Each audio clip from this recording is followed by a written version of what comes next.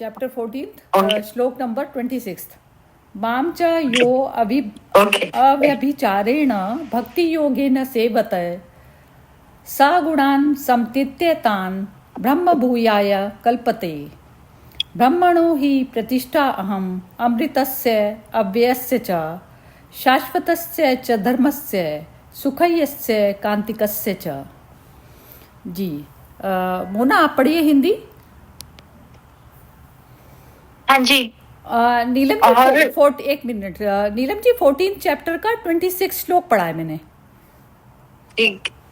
हाँ मोना पढ़ो.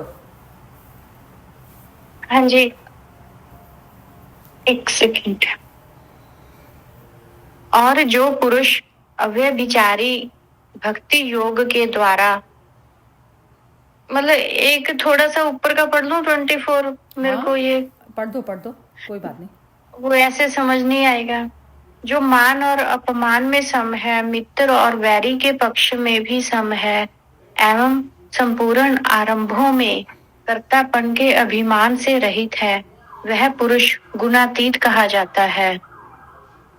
और जो पुरुष अव्यभिचारी भक्ति योग के द्वारा मुझको निरंतर भजता है. अव्यभिचारी भक्ति मतलब जिसमें कोई डिमांड ना हो. अव्यभिचारी मतलब होता है जैसे व्यभिचार मतलब होता है कि जैसे कोई जो है कईयों को भज रहा है, जैसे एक स्त्री के कई सारे पति हों, जैसे इस तरीके से. मतलब भक्ति जो है वो कईयों की करता है. भक्ति मतलब जैसे होता है ना, इसकी भी कर ली उसकी भी कर ली. हाँ समझ गई 70 लोगों की. हाँ ठीक है.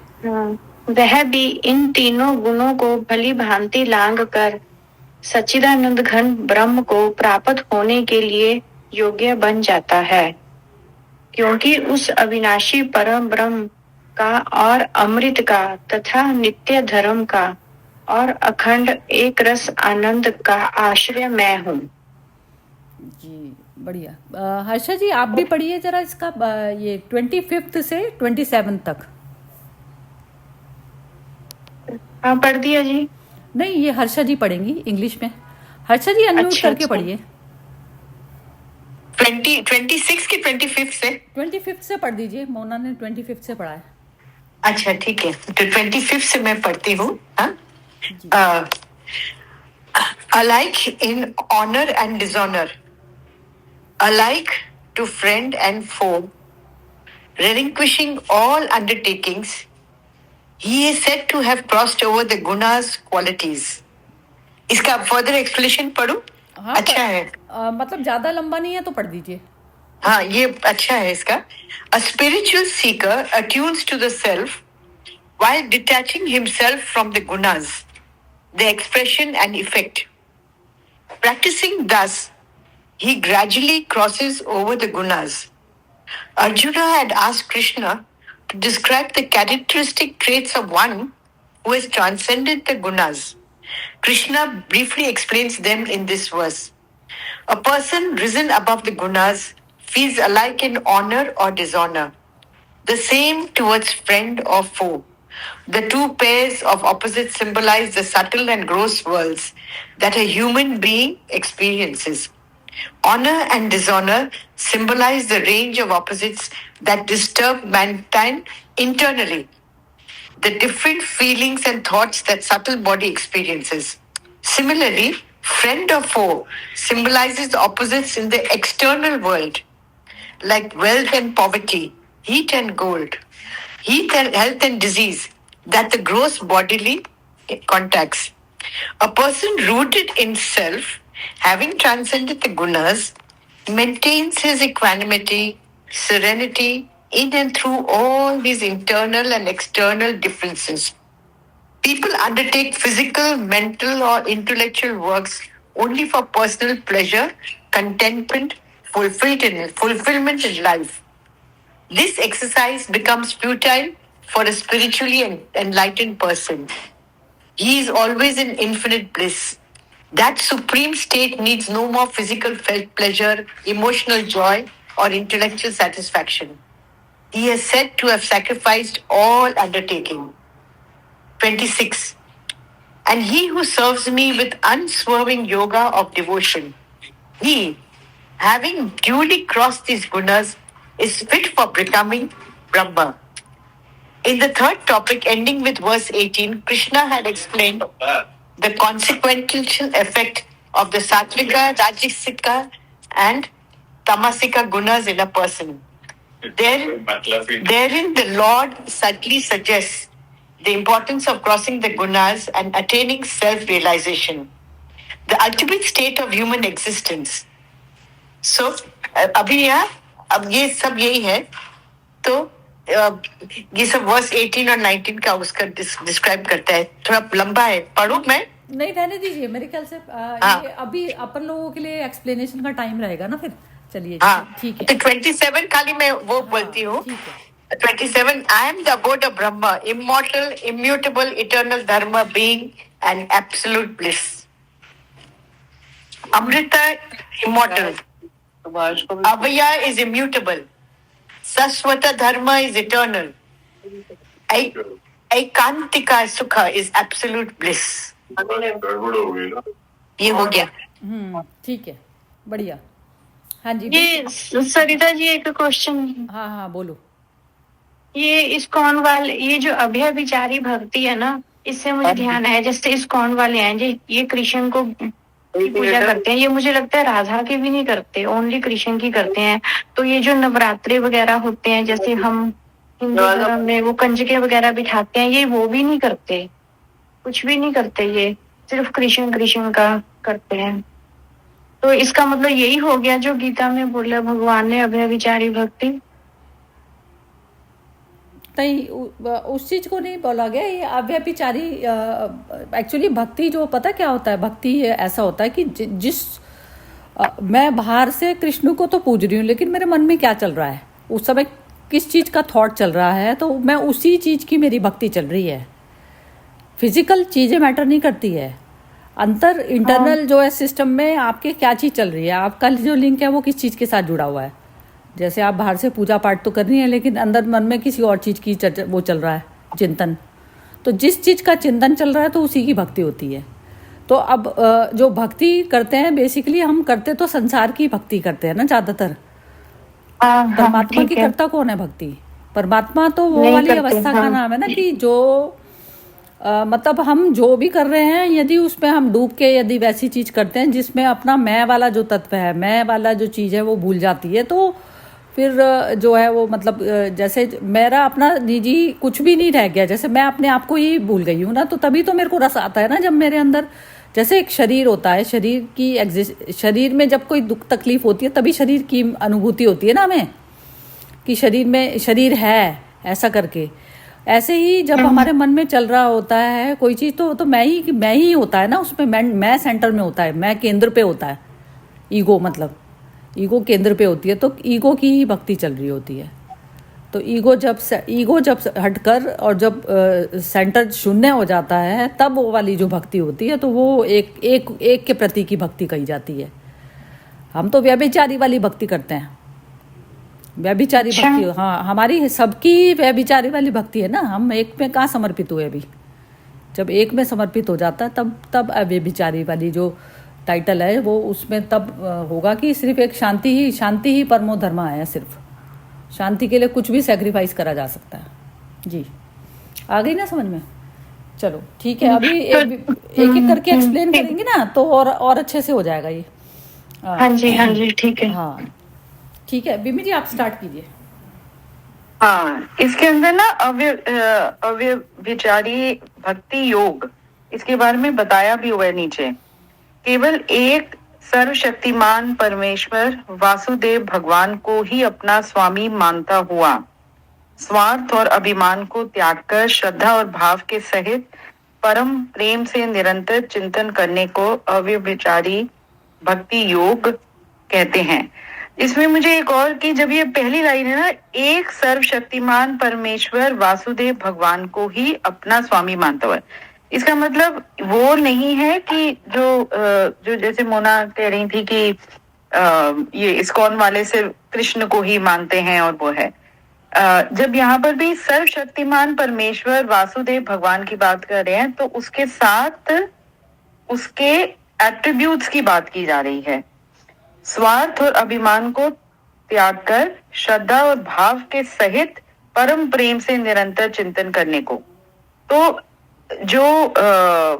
ये जो अव्यभिचारी भक्ति योग की बात है, उसके अंदर उस क्वालिटी की बात है, ना कि मतलब वो जो एक तभी होगा जब हम एक की बात कर रहे हैं या सर्वशक्तिमान परमेश्वर की बात कर रहे हैं। तो वो वहां पर जब आप स्वार्थ रहित, अभिमान रहित, श्रद्धा के साथ, पूरे भाव के साथ यदि आप काम कर रहे हो या कुछ जो भी कर रहे हो, आपका सोच और उसका फर्दर उसका एक्शन, तो तब आप उस पथ पर हो। ये जो मुझे इसमें समझ आया। और जब हर्षा जी इंग्लिश में बोल रहे थे, उसमें ये वो एक आया था कि having duly crossed the gunas and self realization। तो हम सबकी भी यात्रा वही है कि हम एकदम नहीं सीधा ऊपर तक वो गुणातीत तक पहुंच सकते। गुणातीत तक पहुंचने का भी वो बीच में हमारी अपनी एक वो जर्नी रहेगी, जिसमें हमारे सारे ये तीनों गुणों का कभी कौन सा हावी होगा, कभी कौन सा हावी होगा, और उसको जैसे समझते हुए, अंडरस्टैंड करते हुए कि मतलब, और सेल्फ रियलाइजेशन जब होगा, सेल्फ रियलाइजेशन, क्योंकि चाहे हम जितनी किताबें पढ़ लें या जितना वैसे भी कर लें, और चाहे बाहर की दुनिया में हम प्रिटेंड भी कर लें कि भाई मैं तो भाई मतलब बिल्कुल उस है, पर अंदर जब तक तुम्हारा ट्रू टू योरसेल्फ नहीं होगा, तो तुम उस गुणातीत वाले पथ पर मतलब आप नहीं। तो मतलब गुणातीत तक पहुंचने के लिए it's again a journey which, और आपको जब तक आप उस अनुभव में नहीं आओगे, तब तक आपको अपने आप का सेल्फ एनालिसिस और सेल्फ रियलाइजेशन का भी नहीं होगा।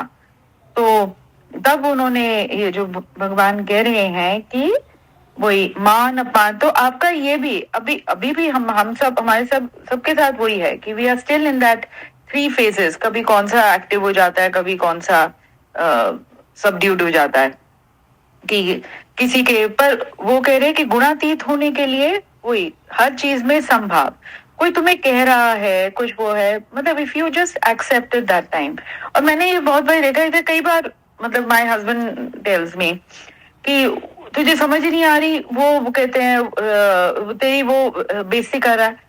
मैंने कहा वो उसकी वो है ना, मुझे नहीं लग रहा, तो मैं क्यों जबरदस्ती ये कहने पर कि तुम कह रहे हो कि वो मेरी बेइज्जती कर रहा है, तो मैं उसको एक्सेप्ट वो हाँ कर लूं। मुझे नहीं लग रहा है, क्योंकि I take it that way कि उसका अपनी परिस्थिति में जो भी होगा, ये भी नहीं है कि भाई वो नहीं आता, ठीक है, मतलब वो भी आता है कि कभी किसी कोई इतना तो समझ आ जाता है कि कौन तुम्हें बेवकूफ बना रहा है, कौन तुम्हारा कौन उस परिस्थिति में वैसे तुम्हारे साथ वैसे बिहेव कर रहा है। तो इतना तो मुझे लगता है कि over a period of time, और वो ये कि जब मेरा अपना सेल्फ रियलाइजेशन ये है कि मुझे कोई नहीं मेरी बेइज्जती करा, तो मैं उस किसी और के उकसाने पर या किसी और के कहने पर मैं क्यों उसको अपना लूं।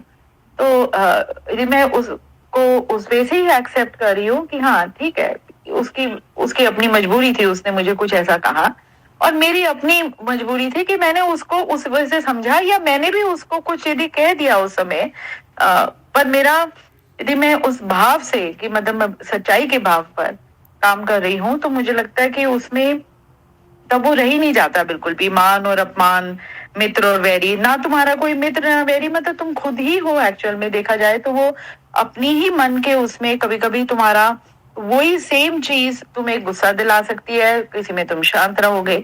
तो मैं किसी को क्या ब्लेम करूं? First I have to look at myself. परिस्थितियां आएंगी, पर मैं अपने आप को एक संभाव में रख सकूं, और एवं संपूर्ण आरंभों में कर्तापन के अभिमान से रहित है। हाँ, और कोई भी काम किया तो उसमें कुछ भी, अब संपूर्ण आरंभों, मुझे लगता है इसमें कहा है कि जब आप किसी चीज पे, स्पेशली जब आप किसी चीज को क्रिएट करते हो, तो वो आपकी अपनी क्रिएशन है, तो उसमें भी अभिमान आ सकता है। तो कर्तापन का वहां पर आपका अभाव है। अब नहीं वो कह रहे कि जी मेरे कारण हुआ, ये हुआ वो हुआ, ठीक है, it had to happen. If you became a medium to make that thing happen, and उसके लिए बस ठीक है, यदि वो थॉट भी आया कि ठीक है, became a medium, that's okay, but if I start taking credit of that, तो उसमें फिर वो वही अभिमान वाली बात। तो उन्होंने वो बस गुणातीत होने का जो एक तरह का जो क्वालिटी है, उसके लिए उन्होंने बताया कि इन चीजों से तुम्हें ऊपर उठना है। और जो पुरुष अव्यभिचारी भक्ति योग के द्वारा मुझको निरंतर भजता है, और इसमें भी वही है, निरंतर भजता है मतलब आप एक भाव, एक संभाव या एक भाव से वो सेंटर में हुआ, तो वह भी इन तीनों गुणों का भली भांति लांग कर सचिदानंद घन ब्रह्मा को प्राप्त होने के लिए योग्य बन जाता है। और वो देखोगे, यदि आप जितनी जल्दी आप सेंटर में आओगे, उतनी जल्दी यू विल एक्सपीरियंस दैट आनंद। जितना तुम्हारा पेंडुलम वो करता रहेगा, तुम पुरानी बातों को फिर से वही वो सब कुछ, तो वो जब तक नहीं उससे बाहर निकलोगे, या मैं की हर चीज में मैं, मतलब यदि गुस्सा भी आ रहा है तो मुझे उसने इम्पोर्टेंस नहीं दी, यदि वो उसने मेरा अपमान कर दिया, उसने मुझे सही तरह से पूछा नहीं, तो मैं मतलब एक बार ही आप उस मैं से बाहर निकल आओगे, and you try accepting things as they are coming, then वो आप अपने आप ही मतलब ना यू स्टार्ट एक्सपीरियंसिंग अपने आप उसमें, उसी में आपको आनंद आने लग जाएगा। मतलब आप वही नहीं ना, वो इधर उधर की आपको कोई फर्क ही नहीं पड़ रहा है कि कुछ आसपास ये हो रहा है, you are in that moment and you enjoying that moment, क्योंकि उस अविनाशी परम ब्रह्मा का और अमृत का तथा नित्य धर्म का और अखंड एक रस आनंद का आश्रय मैं हूं। तो अल्टीमेटली ही सेइंग कि दैट वो जो तुम्हें आनंद है, जब तुम्हें वो आनंद मिल गया, और एक्चुअल में यू फील, कितनी बारी वो होता है तुमको, जब वो आनंद मिलता है तुम कहते हो ना कि उसने मेरा हाथ पकड़ लिया, कब पकड़ लिया, वो मेरे साथ ही खड़ा था, तो वो आनंद ही परमात्मा है। और अमृत का, नित्य धर्म का, धर्म वही है जो आपने अपना लिया, जो आपने उस समय उस परिस्थिति के अनुसार उसका आपने जो आपका जो एक्ट रहा, वो एक तरह का वो धर्म है, ना कि और कि वो एक जो डॉक्ट्रिन्स है या किसी ने डिफाइन कर दिया कि इस तरह से ही होना है। फ्लेक्सिबिलिटी इन लाइफ इज धर्म, व्हाट आई फील। और जब जितनी फ्लेक्सिबिलिटी रखोगे उतना ही जीवन में आनंद है। अटक गए तो अटक गए, फिर उसके अंदर वो बोझा ही धोते रहोगे जिंदगी भर। तो जितनी जल्दी उसमें ही घुलना सीखो कि तुम्हारा खुद का ही एग्जिस्टेंस ना रहे, तो वो देन यू रीच दैट परमानंद वाला। खुद का ना रहे, बहुत ही बढ़िया बोला। ये नित्य धर्म बताया ना, जो नित्य धर्म एक एक्चुअली जो हम कोई भी जो कर्म करते हैं, कर्म करने से पहले ही आनंद वाली स्टेज पे आपको खुद को रहना पड़ेगा। आनंद वाली स्टेज हाँ। वो होती है कि, और कर्तापन का मतलब होता है कि जो कर्तापन मतलब जो कार्य से जुड़ा ना हो। कर्तापन में मतलब जब आप जैसे किसी दूसरे के लिए आप कर रहे हो, किसी दूसरे के लिए कर रहे हो, आपको फर्क नहीं पड़ता, ऐसे ही अपने लिए करना है काम। तो उसमें जब नहीं फर्क पड़ता तो उसमें मान अपमान वाली जो सिचुएशन है, मतलब ये होता है कि जैसे जो करने वाला है, करने वाला ही मिट गया, तो तब जो काम हुआ, मतलब करने वाले का 0 इंटरेस्ट है और फिर वो पूरी तरह से 100% लगा रहा है। इस तरीके से काम होना है। तो उसमें मान अपमान वाली तो सिचुएशन ही क्रिएट नहीं होगी, क्योंकि मान अपमान तो किसका होगा जब वो पहले से ही प्रेजेंट नहीं है उसमें अपने, मतलब अब स्वार्थवश तो कर ही नहीं रहा ना, वो पूरी तरह से जागृत वाली स्टेट पे है। तीनों गुणा जो है उसके हाथ के कंट्रोल के अंदर हैं सारे। तीनों गुणा में जो सा गुणा का यूटिलाइज करना है उस चीज़ को करके, और वो ख़त्म हो जाता है चीज़, मतलब कर लेता है, बस उस चीज़ को यूज़ कर लेता है। तो गुणातीत वाली स्थिति में, गुणातीत मतलब होता है कि जैसे वो खुद ही मिटा हुआ ही है पहले से ही, खुद ही जीरो है और फिर आप काम कर रहे हो। मतलब जैसे काम मेरी प्रकृति है, ना कि मैं हूँ, मैं पूर्ण हूँ पहले। तो आनंद वाली स्टेज हमेशा पहले ही हुई होती है। मतलब एक रस आनंद है उसमें, चाहे मेरे को कोई भी चीज़ का क्रिटिसिज्म मिल रहा है, चाहे मेरे को अप्रिसिएशन मिल रहा है, तो वो दोनों चीज़ें कुछ मैटर नहीं करती हैं मेरे लिए। वो वाली स्टेज कर्म होने के बाद में आती है, वो अलग आती है, लेकिन पहले से ही आप उस वाली स्थिति में बैठे हैं। तो वो जो आप हैं, तो आप ना होकर वो अहंकार वाला भाव, मतलब शरीर भाव तो बिल्कुल ही जीरो हो जाता है और फिर आप ही आप बचते हैं। मतलब वो नहीं बचता जो कर रहा था कर्म, वो नहीं बचता। वो बचता है जो शून्य वाला जो था। पहले मैंने शून्य कर लिया अपने आप को, तो तब जो मैं बची, तो उसमें मान अपमान और ये सब जो चीज़ें। और इसमें जो एक्चुअली क्या है कि मेरे को फीलिंग का लेना देना नहीं है कि सामने वाले ने मेरी को नीचा दिखाने की कोशिश करी तो मेरे को फीलिंग नहीं होती या कुछ नहीं होता। मुझे बिल्कुल इतनी क्लियर दृष्टि, मैं दृष्टा या साक्षी वाले भाव में इस तरीके से स्थित बैठी होती हूँ कि मेरे को एक एक चीज़ में कि किसने कौन सा वाला चेहरे में कौन से वाले हाव भाव आए उसके, वो तक भी मुझे रीड होता है। लेकिन मैं फिर भी दृष्टा में बनी रहती हूँ। एक एक चीज, एक एक रिएक्शन जो सामने वाले की है वो मेरी आंख से ओझल नहीं होता, ना तो अपना ही जो मेरे मन के अंदर चल रही है और ना दूसरे का। एक साथ दोनों चीज़ों को देख लेती हूँ, सामने वाले का रिएक्शन भी और साथ में मेरे मन में क्या क्रिया हुई, तो दोनों चीज़ों को जो एक साथ देख लेता है वो साक्षी में स्थित हो गया। बिम्मी जी जरा थोड़ा सा फर्दर एक्सप्लेन करो जरा इसको जो मैंने बोला अभी। नहीं, मैं मतलब वही जो मैंने वो बीच में बोला था कि जैसे कुछ मेरे सामने हो रहा है, मुझे एहसास हो जाता है कि वो भी इंसान किस लेवल पर या किस सोच के साथ मेरे साथ बिहेव कर रहा है। अब वो भी मतलब ये नहीं है कि मैं कहते हैं मैं रिएक्ट नहीं कर रही तो मुझे समझ नहीं आ रहा। हाँ, और मैं बुद्धू को के लिए तैयार हूँ, ये नहीं है। परफेक्ट। हाँ, ठीक है, समझ गई। यही चीज, यही क्लियर करना चाह रही थी मैं। बिल्कुल ठीक है, मतलब पता चल जाता, लेकिन आपका जो एक्शन है वो उसके सब करने से मतलब आपका एक्शन कहीं पर भी वो नहीं होता, उसमें कोई हलचल नहीं होती है। आप अपना कंटिन्यूस अपना उससे करती जाती हैं, ये मतलब है। इफेक्ट नहीं होता, मतलब देख कर भी अनदेखा करा जाता है ना चीज को।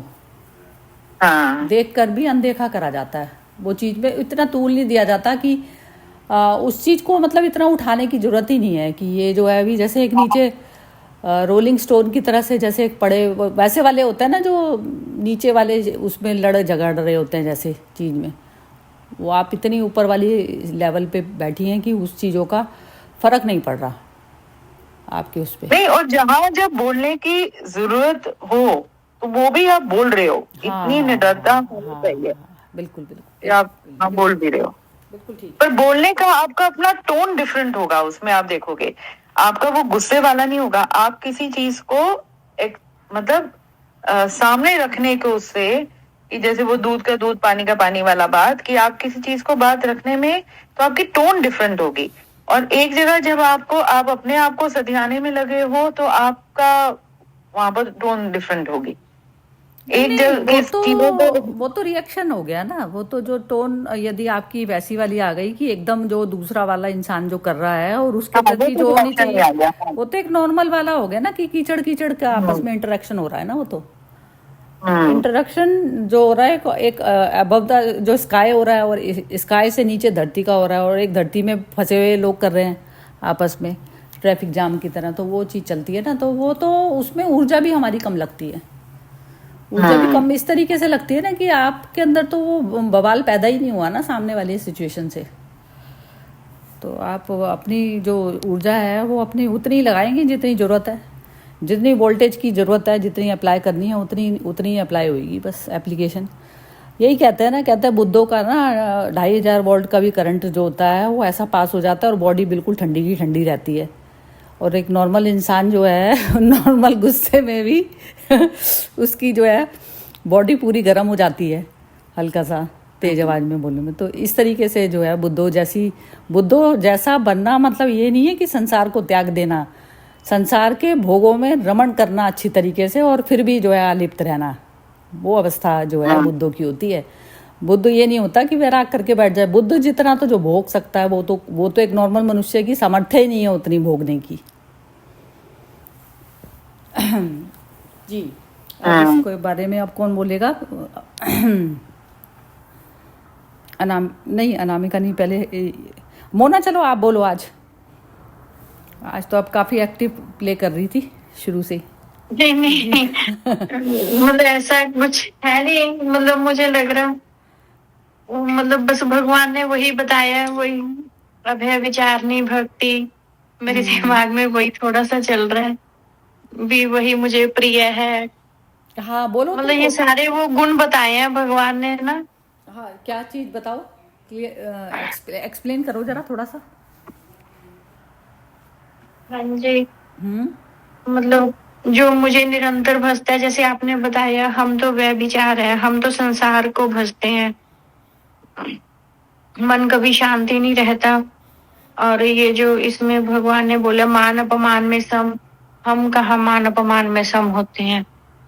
मतलब चाहे बाद में सम हो जाए, लेकिन एक बार तो हमारा बैलेंस बिगड़ जाता है। मतलब मैं अपनी बातें कर रही हूँ, मित्र वैरी ये सारा कुछ है, ये जो भगवान ने बताई है ना, वही मतलब वही प्राप्त होने के लिए योग्य बन जाता है। ये तो आत्मा का ना लक्ष्य, इसका मतलब हम कभी बन ही नहीं पाएंगे क्या? नहीं, आत्मा जो समता में जो जाने को जो कोशिश जो तैयार कर रहा है ना, वो तैयार करने वाला ही जीरो होएगा पहले।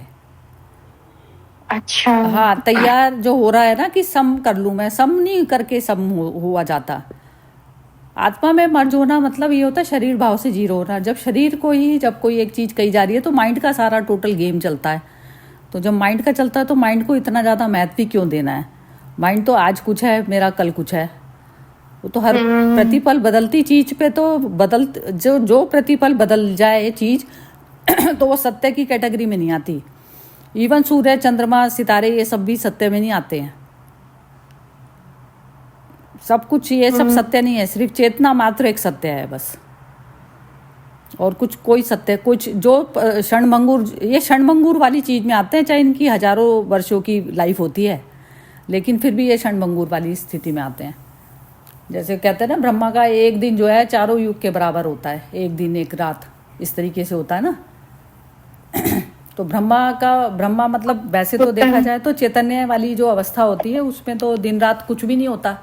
एक रस वाली अवस्था होती है ना, उसमें तो दिन और रात क्या मैटर करेंगे। दिन रात तो फिजिकल तौर पर चलते हैं, ये फिजिकल उस पर अप्लाई होती हैं चीज़ें। अभी कोई रात को कोई घटना बता के थोड़ी ना होती है। दिन और रात क्या, रात को कोई घटना घटती नहीं है। रात को घटना घटती हैं सारे इंपॉर्टेंट काम ही ज़्यादातर रात को ही होते हैं। जैसे कहते हैं ना, अंधेरे में बीज जो है स्प्राउट होता है, अंधेरे में होता है ना, धरती में दबा हुआ जो है बीज सबसे ज़्यादा होता है। तो उस समय अंदर में जो क्रिया होती है वो सबसे ज़्यादा होती है। तो वो जो मनुष्य है जो ऐसी स्थिति में जीते जागते पहुंच जाता है, मतलब सुषुप्ति वाली अवस्था जो है आपकी जागृत वाली स्टेट में भी रहने लग जाए, आप किसी तरह से विचार जीरो करके रह पाएँ, तो वो सबसे बढ़िया अवस्था होती है। वो सबसे ज़्यादा हीलिंग प्रोसेस होता है हमारा, बॉडी का भी, माइंड का भी, सब तरीके का। वो सबसे ज़्यादा रिलैक्सिंग वाली पोजीशन होती है। जी हर्षा जी, आप बताइए जरा।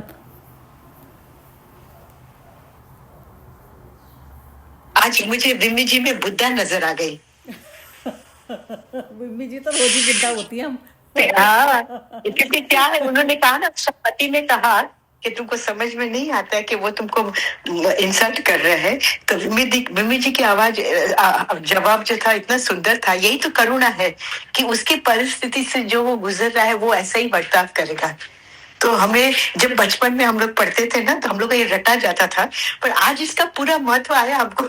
विम्मी जी के कारण, विम्मी जी के कारण। देखो ना, तो शेरविंदो मदर बोलते थे कि Aurobindo has told one need not leave the earth to find the truth, one need not leave the life to find one soul, one need not abandon the world or have limited beliefs to enter into relation with the divine. The divine is everywhere and in everything. Only if you take the trouble to discover him. तो ये जो discovery जो है, यही तो supreme discovery है कि हमको क्या किस चीज के हम खोज रहे हैं कि जो हमारी जिंदगी सुंदर और महत्वपूर्ण बन जाए ना। तो ये जो आज बिमी जी ने कहा, तो मुझे भी ऐसा बहुत बार अभी ऐसा लगता है कि कोई हमें कुछ कड़वा वचन भी बोल देता है ना, देवी बोल देवे तो भी हमको खराब नहीं लगता है भी, क्योंकि हमको लगता है कि वो बेचारा वेदना में है। अच्छा, ये बताइए आप हर्षा जी की जैसे हमारी जिंदगी महत्वपूर्ण कैसे बनेगी? महत्वपूर्ण तो हर एक पल में उसकी रिमेम्बर एंड ऑफर, उसको याद कर कर हम शरणागति में जाएं, उसको याद कर कर हम शरण में जाएं, बस। हर एक पल में वो इम्पोर्टेंट हर एक एक्शन है। तो उसमें क्या होता हर है? एक पल में हाँ। उसकी याद। ये उसको ब्रह्म कुमारी में मेरी मम्मी बोलती थी, ट्रैफिक कंट्रोल जो वो लोग करते थे ना, तो वो लगाती थी अलार्म। उनका पास मोबाइल नहीं था, तो जो उनका केयर टेकर था उसको बोलता था 1-1 घंटे का बाद हम लोग 5 मिनट का लिए योग करेंगे, तो वो भी समझ जाती थी। तो बोलते मम्मी योग का टाइम हो गया, अभी चलो योग करेंगे हम लोग। काम इम्पोर्टेंट नहीं है, करने वाला कौन है? करने वाला कौन है? आप एक निमित्त मात्र इंस्ट्रूमेंट है और कुछ नहीं है। आपका महत्व उतना ही है। मतलब करने वाला यदि अहंकार है तो अहंकार है या फिर शून्य तत्व से जो है काम बस निमित्त मात्र, आप एक इंस्ट्रूमेंट तरीके हो, तो इंस्ट्रूमेंट मात्र आ रहा है तो वो मैटर वो करेगी। तो यदि करने वाला अहंकार है तो काम तो वैसे ही जीरो हो गया, नेगेटिव हो गया एक तरीके से। अनामिका आप बोलिए। हाँ जी सरिता जी। हाँ, ये वही एक ही मतलब 26 और 27 पढ़ लिया आपने इसकी हिंदी? हाँ, वो पढ़ लिया था मैंने। मैं तो मतलब जब बिमी जी एक्सप्लेन करी थी तभी आ गई थी। हाँ। मतलब कि वही है कि अभी ऐसा हो गया कि कोई भी क्षण आपके सामने आ रहा है, वो अच्छा या बुरा है, तो हम उसमें मतलब उस टाइम पे जो हमें कर्म करना है, बस हमें वही करना है। जो हमारे हाथ में है हम उतना ही कर सकते हैं। वो मान अपमान वाला लेने वाला तो कुछ रहता ही नहीं, क्योंकि अगर हम अपना मान बढ़ाएंगे तो मैं बढ़ेगा, अपमान बढ़ाएंगे तो अपमान लेंगे तो ग्लानि में जाएंगे। तो एक ऐसी स्टेज मतलब आनी चाहिए कि हम मतलब वो चीज हमें अफेक्ट नहीं करे, वो चीज उसी क्षण खत्म हो जानी चाहिए। फिर हमें मतलब कि एक आगे के उस पे बढ़ जाना चाहिए, उसको लेकर बैगेज बना के आगे नहीं बढ़ा जाएगा। यही बिमी जी ने यही बोला था, ये जो बैगेज बनाने की जो बात कह रहे हैं, यही बोला था। और मतलब कि हम अपने सामर्थ्य के अनुसार जितना हमारे हाथ में होगा हम उतना ही कर सकते हैं ना। मतलब एक उसके ऊपर तो हम जा नहीं सकते ना। अगर कोई काम भी अगर हम कर रहे हैं तो वही है कि हम मतलब अपना 100% देके करें। फल तो पहले ही हमें 0 होके अगर हम करेंगे तो फिर हमें ना तो कुछ फल हुआ तो भी अच्छा, नहीं हुआ तो भी अच्छा। मतलब एक समभाव वाली स्थिति आ जाती है। नहीं, मतलब जैसे ये कह रहे हैं ना, हम इससे ऊपर होके नहीं करेंगे तो ऊपर वाली तो अवस्था ही खत्म हो जाती है ना। ऊपर वाली मेरे को मुझे जो चीज़ है, मेरे आड़े क्या चीज़ आती है, मेरे आड़े ये आती है ना, मेरा अपना मन आता है ना बीच में, हर वक्त मेरा मन आता है बीच में। तो जब मैंने अपने मन को ही बार बार जीरो करती जा रही हूँ, तो उसमें मेरे को अपने आप को ही जीरो करना है बस। मतलब इसके ऊपर मैं कर सकूं काम या नहीं कर सकी काम, तो वो तो मैटर ही नहीं करी ना। मेरे को अहंकार भाव ही तो जीरो करना है बस। अहंकार भाव ही जीरो करना है ना, तो फिर वो काम जो होगा तो वो अपने आप ही ऑटोमेटिकली सुंदर वह है जो शिव है। तो शिव मतलब होता है मन को जीरो करके आप शिव वाली अवस्था में चले गए तो बस सब तरफ से फ्री हो गए ना। मतलब उसमें ना बुद्धि को कोई रोकने वाली चीज बची ना कुछ। अहंकारी तो पत्थर बनकर खड़ा रहता है बार बार आड़े जो आता है, तो उसमें ऑटोमेटिकली आ जाती है ना चीज। जैसे आपने की स्टोरी है ना, जब उन्होंने शिव जी की भी एक स्टोरी नहीं है, जब उन्होंने पार्वती जी ने उनसे बोला था कि हम ऐसे पहाड़ों पे रहते, आप हमारे लिए महल नहीं बना सकते, सब देवता महलों में रहते। तो शिव जी ने कहा बनवा लो महल। तो महल बन गया। तो फिर आई थिंक उसमें ऐसा बोलते पूजा के लिए रावण ही आया था। मतलब रावण बहुत बड़ा वो था ना पंडित। तो वो वहां पे पूजा के लिए आया कि बोले आपको दक्षिणा मांगो तो बोले जो भी मांगूंगा आप दे दोगे? तो बोले हाँ दे देंगे। बोले ये महल दे दो हमें जिसके हमने आपका गृह प्रवेश करवाया। तो शंकर जी ने कहा ले लो। तो पार्वती जी बोले कि मतलब कि वो ऐसे थे ना, मतलब बहुत अच्छी कहानी है वो, मुझे इतना अच्छे से उसको एक्सप्लेन नहीं कर पाई। नहीं, मैं समझ गई तुम्हारी बात तो मुझे समझ में मतलब तुम्हारी बात ही समझ में आ गई कि जैसे आप कुछ भी जो चीज़ बनाएंगे वो बनाएंगे ना, तो वो चीज़ की तो जो मैंने अपने आप को जो बना के रखा है, जब तक मैं उसी तस्वीर को अपनी उसको छवि को तोड़ूंगी नहीं, तो मैं काम ही कैसे कर पाऊंगी। सबसे पहले तो अपने ऊपर ही पैर रखना पड़ता है ना। हाँ अपने ऊपर ही रखना पड़ता है ना। मतलब जैसे छवि जैसे ये है ना कि मैंने कोई भी जो चीज़ कर रही हूँ, सुंदर काम बहुत अच्छे से मन लगा के किया मैंने काम, अब उस पर मेरे को ये लगता है कि ये काम बड़ा बढ़िया हुआ, तो वो बढ़िया जैसे ही मैंने इस चीज़ के लिए करा, तो मेरे को रिकग्निशन की मतलब वो हो जाएगी ना, उस चीज़ में उम्मीद खड़ी हो जाती है ना। जैसे तो उम्मीद खड़ी हो जाती है तो फिर वो मतलब ये जो एक्सपेक्टेशन, मान अपमान और इस सब चीज़ों की जो बन जाती है जो छवि, पहले ही छवि को अपनी जीरो कर देना है। जीरो करोगे तो तब काम सही वो होगा। मतलब सही काम होता ही तब है जब हम अपने आप को जीरो, बस सिर्फ जीरो ही करने का काम करना है हमें। एक कर्म योग में एक ही स्टेप लेना है, बस जीरो करने का। फिर उसके बाद में जो होता है ना, मन और बुद्धि सब चीज़ें स्वतंत्र हो जाती हैं।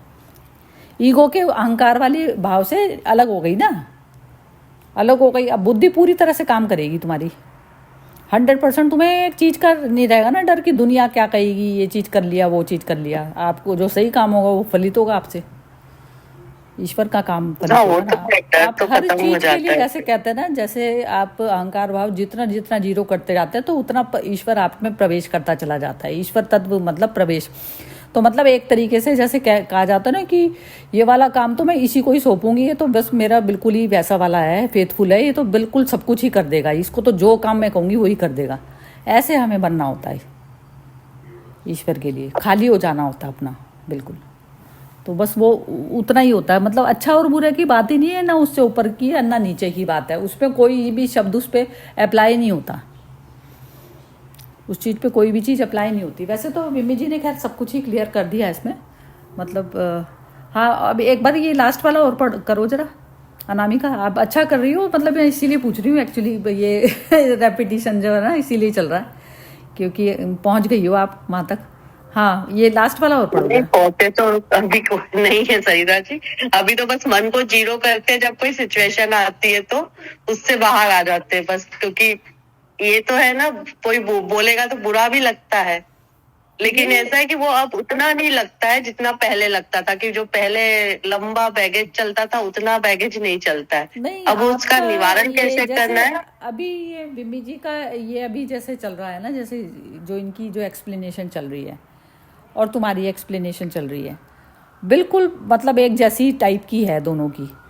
तो उसमें जो जैसे वो ये जो मतलब ये जैसे कहते हैं ना, रोशनी या प्रकाश आ गया, तो प्रकाश आ जाता है तो उसके बाद अंधेरे में जाने का चांस खत्म हो जाता है। जीरो चांस होता है। जब एक बार आप प्रकाश की तरफ पर चल दिए ना, तो फिर अंधेरा फिर अपने आप ही खत्म होने लगेगा। तो वो ये ऐसा नहीं है कि आपका भी हुई नहीं यात्रा। जैसे ही प्रकाश की अनुभूति होने लग गई ना आपको कि ये चीज़ों में कि ये डर ही मुझे रोक रहा है, मेरी अपनी ईगो ही आगे आ रही है, जब तक ये वाली अवस्था रहती है ना, मान अपमान वाली जो अवस्था रहती है, तो आप अभी प्रकाश वाली स्टेज में ही नहीं गए। दोनों की, ये बिम्मी की भी और आपकी भी, दो की तो मैं बिल्कुल पूरी तरह से कह रही हूँ।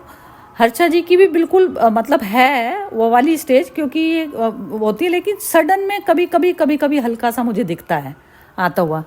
तो बिम्मी जी और तुम्हारी बिल्कुल क्लैरिटी पूरी ऐसी वाली हो चुकी कि जो प्रकाश वाली ही स्टेज में रहकर बात करी जाती है, जो सेम बिल्कुल ये अवस्था आ गई तुम्हारी, पूरी पूर्ण अवस्था में चली गई वो दोनों। हाँ, ये बताओ अनामिका, ये लास्ट वाला बताओ 27th। क्योंकि उस अविनाशी परम ब्रह्म का और अमृत का तथा नित्य धर्म का अखंड एक रस आनंद का आश्रय में हूँ। मतलब यहाँ पे मुझे लग रहा है कि ये जो सारा जो संसारिक का जो चीजें मतलब चल रही है, वो सिर्फ एक उसमें मतलब माया के लेवल पे ही चल रही है। जो आत्मा है वो तो उस पे कुछ इतना मतलब प्रभाव नहीं पड़ेगा ना। मतलब कि वो एक परम ब्रह्म ही हो गई है, मतलब जो आत्मा उसका, मतलब हम अंश भी जो बोलते हैं, तो वो उसपे मतलब कि वो एक आनंद में ही है। हम हमारा जो मन है ये माया को बार बार लेकर आता है बीच में। तो जब मन जीरो हो जाएगा तो फिर तो सारी स्टेज जो है वो आनंद में ही चली गई ना सरिता जी। देख लो, बोल दिया ना तुमने।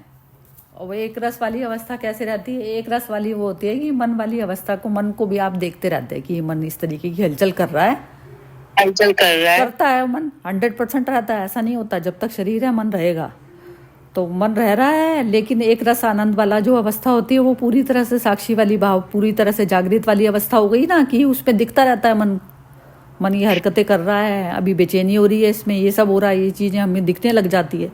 हम आराम से फिर भी बैठे बैठे देखते रहते हैं उसको, चलता रहता है ये सब। मन का कार्यक्रम मन करता रहता है, हम अपना एक रस में बैठे होते हैं देखते हुए, है ना। बैठे हुए होते नहीं, मतलब वैसे वाले अवस्था में रहते हैं कि हमें दिखता रहता है अपने मन की करतूतें, हमें दिखता रहता है। हाँ, और हम बोलते भी है मन को कि भाई ऐसा नहीं करना चाहिए। हाँ, ये फिर भी मन जो होता है वो अपने मन की करता रहता है। हाँ, फिर बाद में मन ही हमारा ग्लानि भाव में भी जाता है, फिर बाहर आता है कि अरे मैंने ऐसे कर दिया, और अभी ऐसी सिचुएशन चल रही है। इससे ऊपर की एक्सप्लेनेशन हो नहीं सकती। मेरे को ऐसा लगता है कि कृष्ण भी रहे होंगे ना, तो वो जैसे जिस तरीके से बता रहे थे, इससे ऊपर की एक्सप्लेनेशन कोई नहीं बता सकता। बहुत सुंदर एक्सप्लेनेशन हुई है ये, मैक्सिमम जो हो सकती थी ना, ये पूरे अनकवर करना जो होता है शब्दों को, बिल्कुल ऐसे हुई है। बहुत तसल्ली से और वैसा करके जो सुनते हैं ना, वो उनको हो गई है जागृति पूरी तरह। बिम्बी जी, आपको तो हो गई 100% जागृति। नहीं मैं मतलब काफी ज्यादा, मतलब बिल्कुल जो कृष्ण वाली जो चीज है ना, वो आपको वो लग रहा है, पर मैं आपको बताऊं बहुत भारी होता है। और वही हम, ये पेंडुलम तो पक्का मूव करता ही रहता है। अब जैसे कल अचानक मेरी mother in law sister in law आ गए। अब मेरे पास वैसे अभी जैसे मेरा जो नेक्स्ट असाइनमेंट है वो मंडे को है, मतलब बेसिकली संडे से शुरू है, तो मैं थोड़ी रिलैक्स्ड हूँ। अब क्योंकि मैं रिलैक्स्ड हूँ, तो मैंने उस मोमेंट को भी मैंने बहुत अच्छी तरह से एंजॉय किया। वो अचानक आ गए, घर में कुछ बना भी नहीं हुआ था और ऑल दैट, तभी उस समय बनाया और सब कुछ इतने स्मूथली हो गया कि मतलब ना मैं ज्यादा जैसे वही किचन में भी नहीं खड़ी हुई, तब भी खाना बन गया और वो सब कुछ हो गया, एंड जितनी देर भी बड़ा एंजॉय।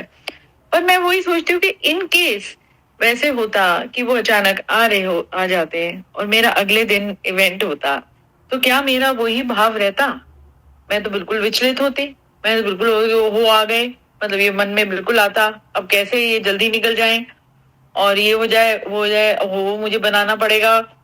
तो वो मतलब मैं स्टेबल तो नहीं रही, मतलब एक भाव, मेरा जो भाव है वो उस परिस्थिति के अनुसार बदल रहा है। क्योंकि जब मैं यदि मैं उसको मेंटेन कर सकूं कि जब वो अचानक आए और मेरी अगली कोई और भी ऑक्यूपेंसी है, पर उसमें भी मैं विचलित ना होके उसको अच्छी तरह से हैंडल कर लूं, और तो उसमें मेरी वो है ना, मतलब वो मेरा एक्चुअल टेस्ट है वहां पर। पर मेरे साथ अभी ऐसा नहीं होता। जब मेरा अगला होता है, मैं अभी भी ऐसे बहुत करती हूँ कि मैं जब मेरा अगले दिन ऑक्यूपेंसी होती है तो कोई तो या तो मैं यूजुअली मना ही कर देती हूँ कि नहीं अभी मेरा इस तरह से, या मैं वो कर देती हूँ, मैं वो अपने कि वो नहीं कर पाती। नहीं अभी ये, तो ये नहीं होता है, ये सब नहीं होती है। ये तो आप आयरन वुमेन बनने की कोशिश कर रही हैं, वो सब चीज़ें नहीं बन सकता इंसान, ये सब नहीं बनना है। जो रिमेम्बरेंस है ना, रिमेम्बरेंस किस चीज़ को कहा जाता है? रिमेम्बरेंस ये इस चीज़ को कहा जाता है कि आप उस समय भी देख रही हैं कि मन ने ये चीज़ें कर रहा है, आप ना उसको कंट्रोल कर रही ना कुछ कर रही उसके लिए, कुछ भी नहीं कर रही हैं आप उस समय। अब वो आए अचानक से, आपका अगले दिन असाइनमेंट है, तो आप पहले दिन में उनको करके परेशान हो रही हैं, आप ये देख रही हैं, आप ये देख रही हैं कि मेरा मन ये परेशान हो रहा है, ये सब हो रहा है, लेकिन वो दृष्टा भाव भूल नहीं रही हैं। बस ये चीज़, ये स्मृति आपको बनी हुई है। आप उसको कोशिश ना करें कि बनने की, मैं ऐसी परफेक्ट वाली वूमेन बन जाऊं, ऐसा नहीं बनना चाहता। उस नहीं, वक्त हाँ वहां कोई अचानक आ जाएगा, मैं करूंगी सब कुछ ही, वो करूंगी सब कुछ कि मतलब ठीक है चलो अब आ गए हैं तो आई हैव टू, मतलब ना जो भी मुझे उस में करना है, कोई आ गया तो खाना बनाना है या जो भी कुछ करना है वो मैं करूंगी। पर हाँ, मन बीच में वो हो रहा होगा, एक मन में वो भाव तो पक्का आ रहा होगा कि भाई जल्दी निकल जाए, सुबह जल्दी उठना है या जाना है या वो है, वो होती तो है। मूवी का हुआ ना। मन मन क्या हो गया, मन के अकॉर्डिंग शरीर घूम रहा है, तो वो तो मूवी का पार्ट हो गया ना। आप मूवी देख रही है ना, आप मूवी देख रही हैं अपनी।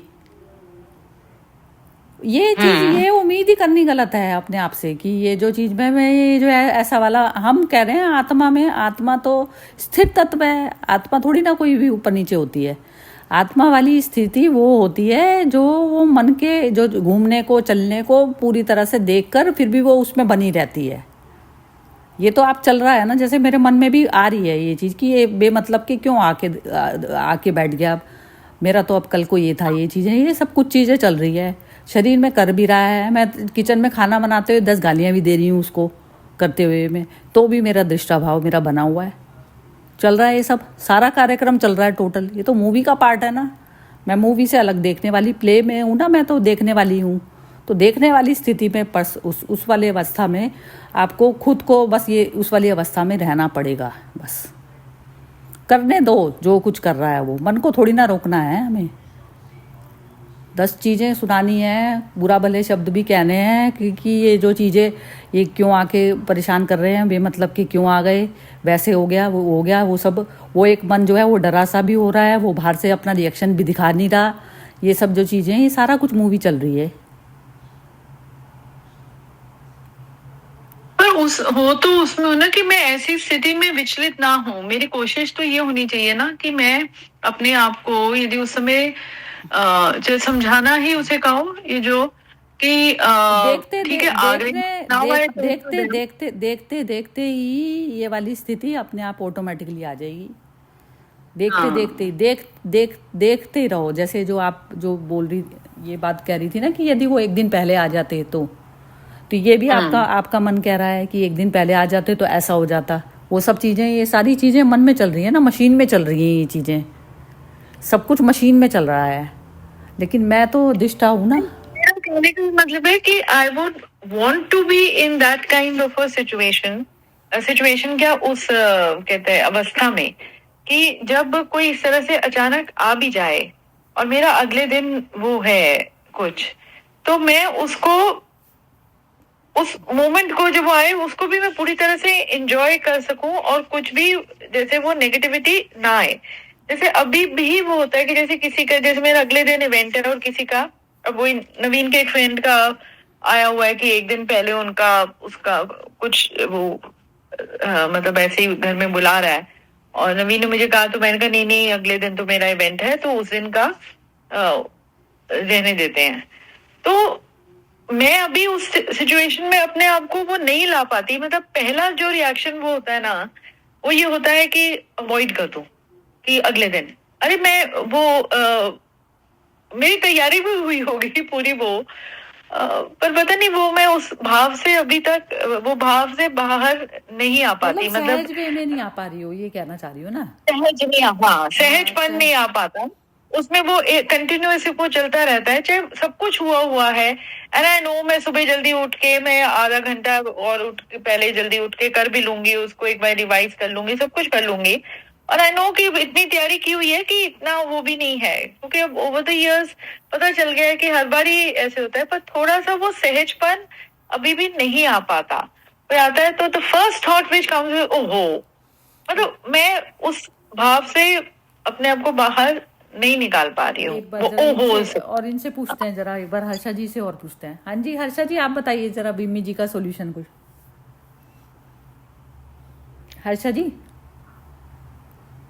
हर्षा जी म्यूट किया हुआ है आपने।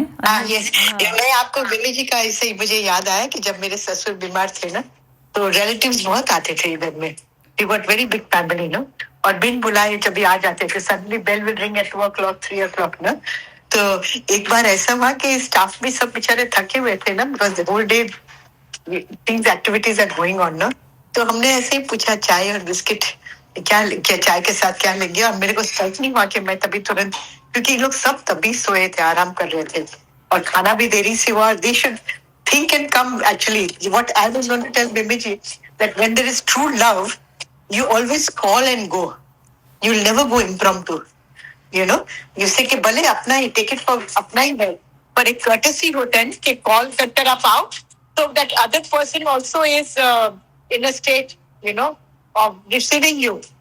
तो हम लोग तो बोलेंगे नहीं, बस हम लोग कभी खाकर आए हैं, चाय पीकर बिस्किट खाकर ये लोग चले गए. फिर पीछे से हमें कुछ ऐसे गॉसिप मिला कि ये लोग तो कुछ ऑफर भी नहीं किए, हम लोग को तो करना चाहिए ना, पिताजी को मिलने आए हैं तो उपमा या पौवा या कुछ भी बना सकते थे ना. तो जब तभी मुझे थोड़ा ऐसा लगा था. फिर हमने अभी जैसे सोचा कि नहीं, जो अपने से हुआ अपने किया, और शरीर को एक कैपेसिटी है, वी आर नॉट रोबोट्स ना, कि we can keep on extending, we have to see everything no. तो जो सहज में तभी हुआ तभी ठीक हुआ. और यदि इतना ही यदि आपको केयरिंग था तो पूछना चाहिए कि भाई आप लोग का आराम का टाइम है, राज भी आराम करते थे, हम लोग तभी आएंगे तो चलेगा कि हम लोग पीछे से आ गए. तो क्या है ना कि फोन कर आना, it is a common courtesy. और ये सुझा कि अभी हम लोग को जैसे सत्संग में आते हैं ना, we think of others first, क्या उसका घर में जा रहे हैं, उसको सूटेबल है कि नहीं. We think that way now, you know. बिल्कुल. और दूसरा ये भी होता है मेरे ख्याल से, हर्षद जी, मेरे ख्याल से ये भी होती है कि जैसे हमें जो उस पर्सन के प्रति में कोई राग द्वेष वगैरह नहीं होता ना, तो ऑटोमेटिकली सिचुएशन में को जो है हम आराम से हैंडल कर पाते हैं फिर वो.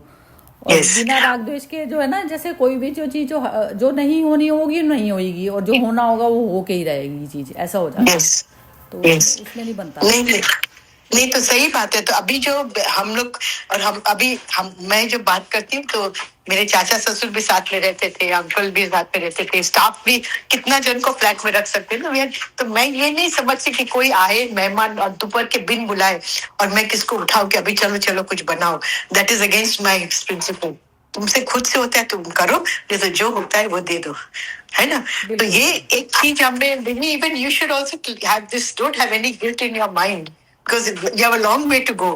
So it is always necessary to keep that boundary in your mind. You do your best, but और किसको तकलीफ देकर हम तभी उनका रेस्ट का टाइम में मैं उनको उठाऊं और ये करो, वो तो नहीं चलता है ना. तो ये हम लोग को अपना शरीर से जितना होता है, भावना सही होना चाहिए बस. जैसे सुदामा का एक मुट्ठी पौवा भी, तो सामने कृष्ण, वो सामने वाला को भी कृष्ण होने से वो भावना समझ जाएगी. So how few are there who already understand, oh, who are Krishna? Most of them come from व्यवहारिक point of view. ऐसे ही आते हैं ना कि नहीं जाना चाहिए एक बार अपना ड्यूटी. ये बिम्बी जी की ना वो वीकनेस है, ये मैंने नोट करी हुई है. तो ये जो इनकी क्या वीकनेस है, ये प्रायोरिटी दूसरों को तो दे दी, तो दूसरों को इतनी प्रायोरिटी ना दे दो कि अपने आप में ही जीरो हो गए, अपने आप को नहीं. तो वो और मेरी सासू बेचारी बोलती थी, करना पड़ता है इक्विवेलेंट. मेरे सासू जब मैं शादी करूं, मेरे को कुछ रसोई नहीं आता था और बड़ा महाराज था. फिर उसने थोड़ा बहुत सिखाया, तो मेरी दादी सासू पीछे पड़ गए थे, अभी छोटा लड़का रखो, इतना बड़ा क्यों रखना है. मेरे सासू बोली, आप मेरा हालत आप देख रहे हैं, इतना बड़ा परिवार में आना जाना, बिन बुलाए मेहमान, मेरे को महाराज चाहिए. तब से हमारा घर में महाराज है. अभी मेरा कुछ दोष नहीं है कि अभी मेरे से बहुत काम नहीं होता. समव्यवहार में ना आप अपने प्रति सम नहीं है, अपने प्रति सम नहीं है आप. यस.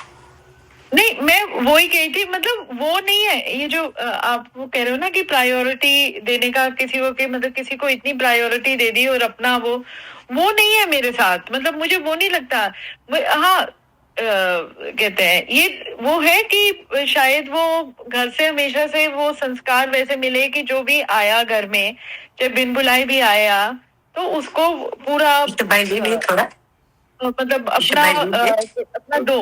पर मैं वो सहजपन उस चीज में नहीं कह रही, मैं सहजपन में कह रही हूँ अपने काम को लेकर. म्यूट करिए प्लीज. अच्छा जी, सॉरी.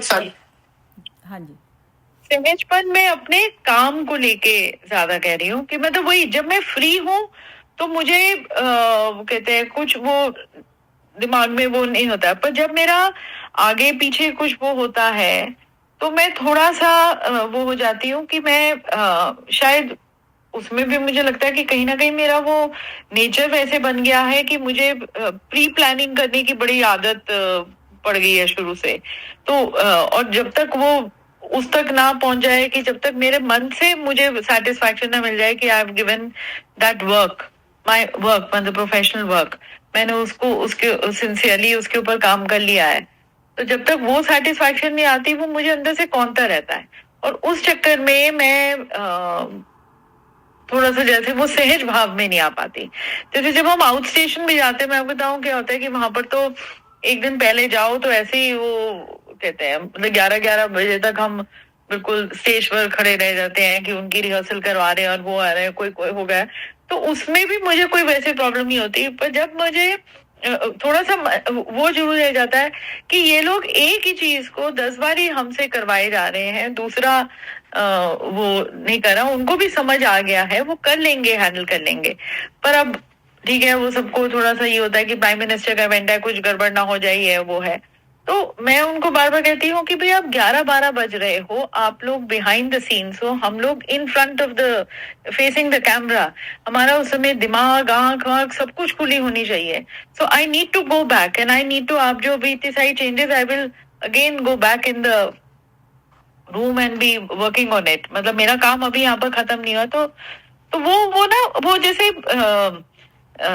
मैं अपने आप को वहां पर इतनी वो एडजस्ट नहीं कर पाती, मैं विचलित हो जाती हूँ कि इतना बोल भी नहीं पाती, थोड़ा सा बोलती हूँ और फिर हो जाती हूँ। मतलब वो सहजपन की मैं बात कर रही हूँ हर सिचुएशन में, सिर्फ उस मतलब ये डिफरेंट एग्जांपल्स में दे रही हूँ, पर वो सहजपन नहीं आ पाता, टाइम और वो बैलेंस नहीं कर पा रही। मतलब जो मुझे लगता है कहीं पर वर्क को लेके बहुत ज्यादा वो मैं हो जाती हूँ कि मैं दूसरी चीजों को नहीं दे पाती। ऐसा नहीं है ये वाली चीज जो आप कह रही है ना, आप ठीक है उसमें, वो तो इतनी अनइजीनेस जो वो अनइजीनेस नहीं, तो... पर अब जैसे आदि के लाश जाने का ही था तो मैंने सबसे पहले मना किया अपने हस्बैंड को कि मुझे चेन्नई जाना है, चेन्नई का इवेंट है, टाइम नहीं मिलेगा, ये है वो है, उसका पढ़ना है।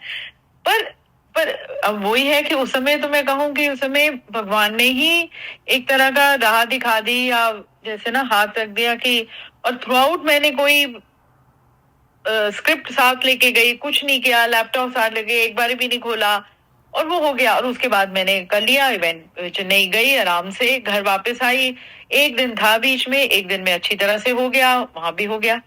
तो मैं ये कहती हूँ कि मैं क्यों हाइपर हो जाती हूँ, मतलब काम को लेके, कि मुझे वो हो जाता है कि मैं अगली उस मोमेंट को क्यों नहीं वो, अब आदि की लाश वाले में मैंने पूरा मोमेंट एंजॉय किया, वापस आके वो सब आराम से हो गया।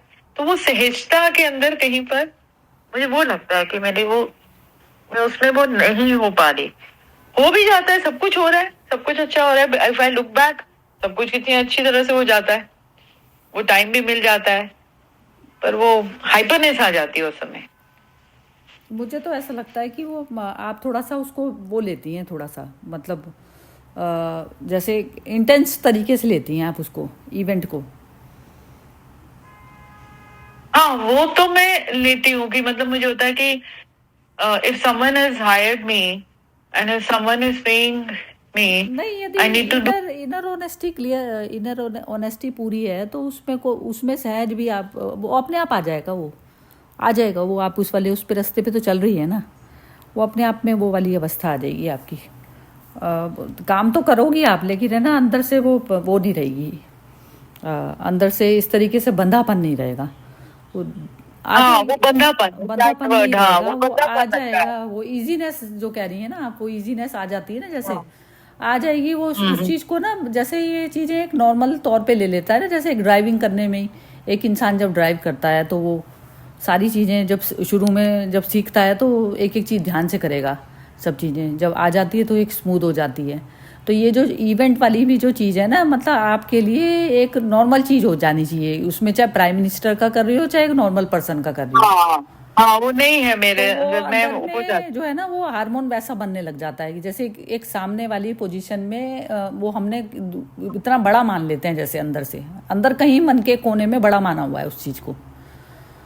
तो बड़ा छोटा की बात ही नहीं है ना, जैसे पीएम का इवेंट आता है तो मेरा वो हो जाता है एकदम, तो पीएम का इवेंट आ गया, चीज है ना, तो वो अपने आप में दी हुई होती है, हमने अपने आप में, हमारे माइंड ने दी हुई होती है उस चीज को इम्पोर्टेंस। इम्पोर्टेंस दी हुई होती है ना, तो नहीं तो इम्पोर्टेंट तो है भी क्या मतलब, लेकिन जैसे हम इम्पोर्टेंट नहीं देते तो हम एक रिलैक्स माइंड से करते हैं हर चीज़, तो रिलैक्स माइंड में तो फिर वैसी ऑटोमेटिकली वैसी भी अच्छी होती। वो कई चीज़ें आप करती होंगी, आप ऐसे चलते फिरते कर लिया, जैसे कोई चीज़ को ईजी समझा तो वो चलते फिरते भी कर लिया।